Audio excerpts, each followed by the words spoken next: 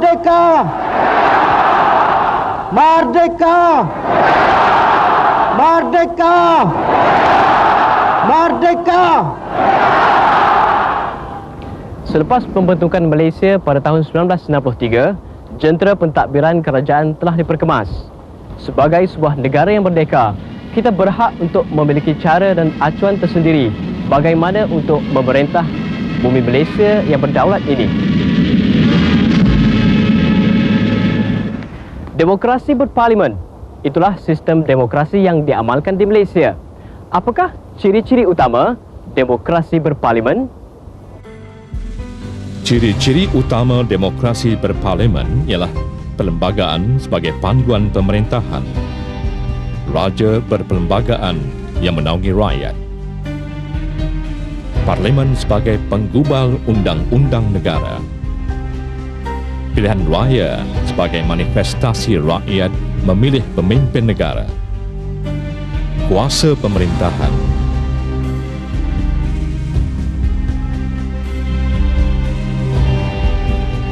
parti-parti politik, dan kebebasan asasi yang dimiliki oleh setiap rakyat. Negara demokrasi lahir daripada perjuangan berasaskan kedaulatan rakyat. Secara umum, terdapat dua jenis negara demokrasi, iaitu sistem raja berperlembagaan dan sistem republik. Sistem republik menolak institusi raja dan kerajaan diketuai oleh presiden yang dipilih melalui pilihan raya. Contoh adalah seperti di Perancis, Korea Selatan dan Filipina, di mana presiden merupakan ketua kerajaan dan juga ketua negara.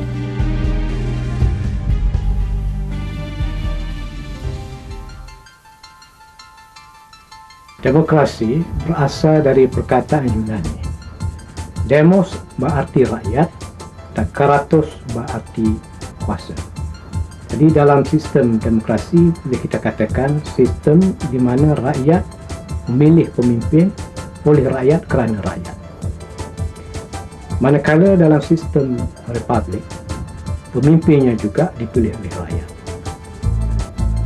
Dan pemimpinnya bukan daripada kalangan raja tapi daripada kalangan rakyat yang dipilih oleh rakyat secara pilihan raya. Malaysia telah mencapai kemerdekaan pada 31 Ogos 1957. Dalam memilih sistem pemerintahan, rakyat negara ini telah memilih sistem demokrasi berparlimen. Di bawah sistem ini, raja hanya menjadi lambang tak setia rakyat. Kerajaan dipilih oleh rakyat melalui proses pilihan raya. Inilah yang dikatakan sistem demokrasi berparlimen. Sistem republik merupakan pemerintahan yang menolak institusi beraja. Ketua kerajaan dipilih oleh rakyat melalui pilihan raya yang dikenali dengan gelaran presiden. Sistem demokrasi berasal daripada perkataan Yunani, iaitu demos yang bermaksud rakyat dan kratos yang bererti kuasa. Kerajaan yang memerintah adalah dipilih oleh rakyat untuk rakyat.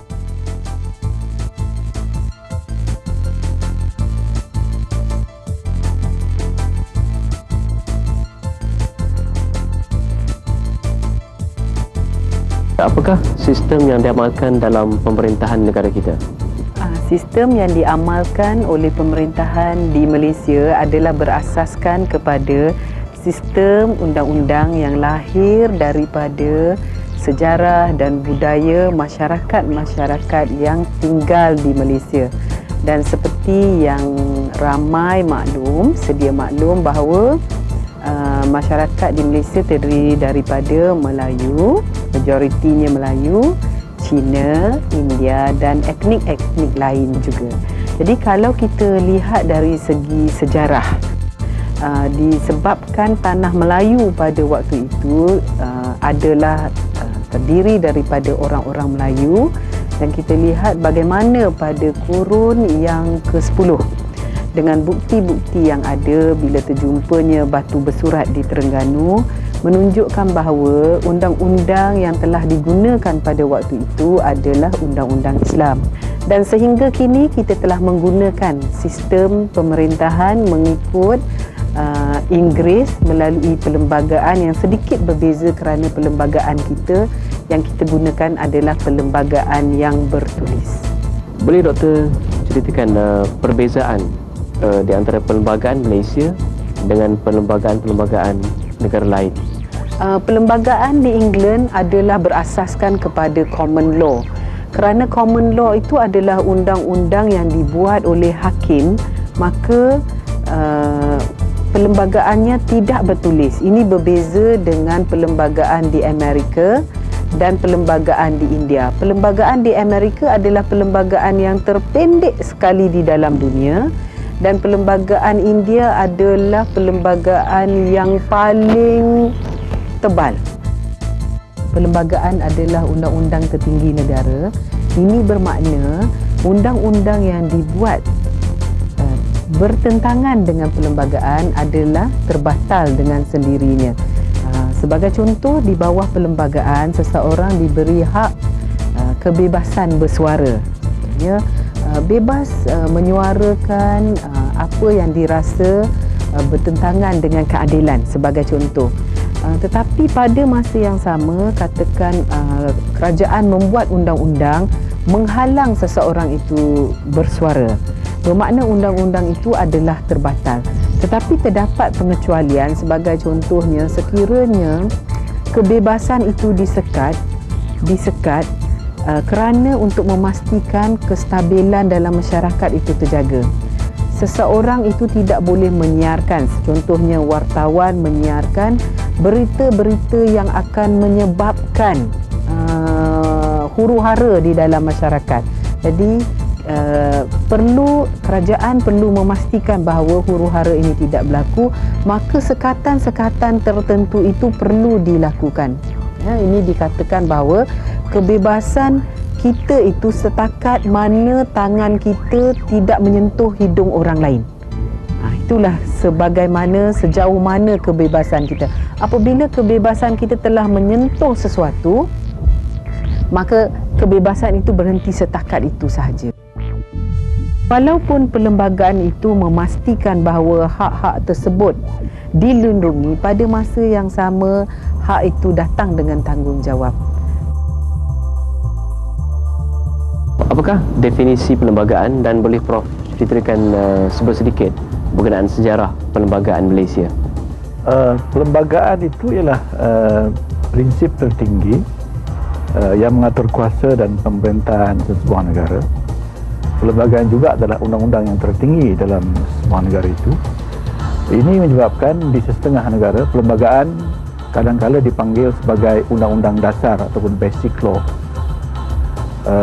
Perlembagaan kita bermula ataupun sejarah perlembagaan kita bermula dengan persidangan perlembagaan di London pada tahun 1956, dan di situlah dilantik sebuah Suruhanjaya yang dinamakan sebagai Suruhanjaya Reid, dan Suruhanjaya ini kemudian menyiapkan sebuah laporan yang sekarang kita kenal sebagai laporan Suruhanjaya Reid yang mengenai pelbagai syur dan juga draft perlembagaan yang kemudian disemak oleh sebuah jawatan kuasa yang kemudian menghasilkan sebuah laporan yang dinamakan sebagai Kertas Putih. Di bawah rukun negara yang ketiga hari ini, prinsipnya ialah keluaran perlembagaan yang antara lain bermaksud bahawa perlembagaan adalah undang-undang yang tertinggi dan segala institusi termasuk parlimen, termasuk yang di-Pertuan Agong, termasuk kerajaan yang memerintah, eksekutif, tertakluk di bawah perlembagaan ini. Baik, boleh Prof ceritakan ataupun terangkan sedikit dengan lebih terperinci apakah maksud perlembagaan bertulis dan perlembagaan tidak bertulis berserta dengan contoh-contohnya sekali. Perlembagaan bertulis bermaksud sebuah perlembagaan yang prinsip-prinsipnya dikanunkan dalam sebuah dokumen Maknanya prinsip-prinsip yang terkumpul dalam dokumen yang tertentu. Manakala perlembagaan yang tidak tertulis pula merujuk kepada prinsip-prinsip perlembagaan yang bertaburan dalam bentuk undang-undang biasa atau statut, dalam bentuk kanun, dalam bentuk peristiharan, atau dalam bentuk convention ataupun amalan-amalan yang konsisten, yang tetap, ya, di kalangan ahli politik terutamanya.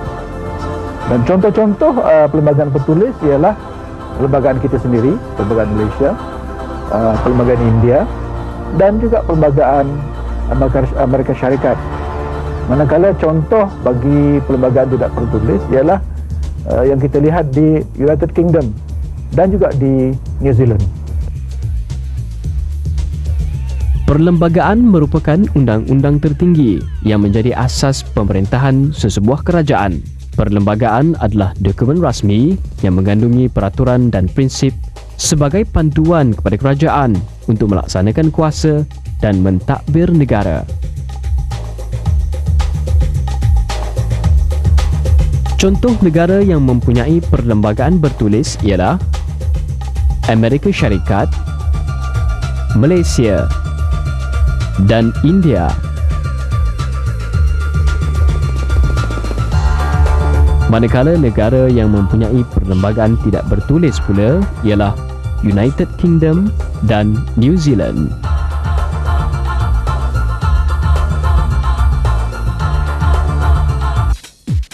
Mengapa kita perlukan perlembagaan?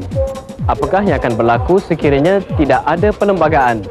Dalam erti kata lain, apakah kepentingan perlembagaan? Perlembagaan menentukan prinsip rangka dan bentuk pemerintahan negara, menjamin kecekapan, keadilan, kejujuran, ketelusan dan kelicinan pentadbiran kerajaan. Perlembagaan juga menjelaskan hak dan tanggungjawab pemerintah dan rakyat sekaligus menjamin taat setia rakyat kepada negara. Pengagihan kuasa antara kerajaan pusat dan kerajaan negeri agar wujud keselarasan tanpa adanya percanggahan. Perlembagaan juga menjamin hak asasi dan kebebasan rakyat. Terdapat juga peruntukan yang melindungi hak dan kedudukan orang Melayu dan Bumiputera di Sabah dan Sarawak. Kesannya, pembangunan berlaku dengan pesat dalam semua bidang dan rakyat dapat menikmati kemakmuran dan keharmonian dalam negara Malaysia. Sejak tahun 1957, terdapat beberapa pindaan dilakukan dalam Perlembagaan Persekutuan. Tujuan pindaan adalah untuk melindungi hak rakyat, menjamin keselamatan dan melicinkan pentadbiran negara. Pindaan juga dibuat agar kandungannya sentiasa relevan dan sesuai dengan tuntutan semasa agar dapat dipatuhi oleh rakyat dengan rela hati. Kaedah pertama ialah memerlukan lebih 2/3 majoriti ahli parlimen dan persetujuan Majlis Raja-Raja. Antara perkara di bawah kaedah ini ialah berhubung kuasa Majlis Raja-Raja Melayu, kewarganegaraan, keutamaan Duli Yang Maha Mulia Seri Paduka Baginda Yang di-Pertuan Agong dan Raja Permaisuri Agong, Raja-Raja dan Yang di-Pertuan Negeri, kedudukan istimewa orang Melayu dan Bumiputera Sabah dan Sarawak serta perubahan sempadan negeri. Kaedah kedua pula memerlukan lebih 2/3 majoriti persetujuan ahli parlimen dan kelulusan Tuan Yang Terutama Yang di-Pertuan Negeri Sabah dan Sarawak. Antara lain, ianya melibatkan keanggotaan dan bidang kuasa Mahkamah Tinggi di Sabah dan Sarawak, hak dan kuasa kerajaan negeri untuk menahan kemasukan orang bukan dari Sabah dan Sarawak. Akta Immigration tahun 1961 serta perkara perundangan dan pemerintahan kuasa negeri, agama, bahasa dan hak istimewa orang Melayu dan Bumiputera di Sabah dan Sarawak. Kaedah ketiga hanya memerlukan sekurang-kurangnya majoriti dalam parlimen iaitu berkaitan jadual 2, 6 dan 7, bahagian 3 tentang kewarganegaraan, bentuk sumpah, ikrar pemilihan dan persaraan ahli Dewan Negara serta persempadanan kawasan pilihan raya. Kaedah ketiga juga digunakan dalam meminda perkara 74 dan 76 perlembagaan, iaitu berhubung senarai pembahagian kuasa kepada kerajaan persekutuan, kerajaan negeri dan bersama. Kaedah keempat ialah berkenaan perkara-perkara yang tidak disebut dalam mana-mana kaedah pindaan sebelum ini. Untuk diluluskan, pindaan tersebut memerlukan persetujuan lebih 2/3 majoriti ahli parlimen sahaja. Minta penjelasan yang memat. Yang memat kata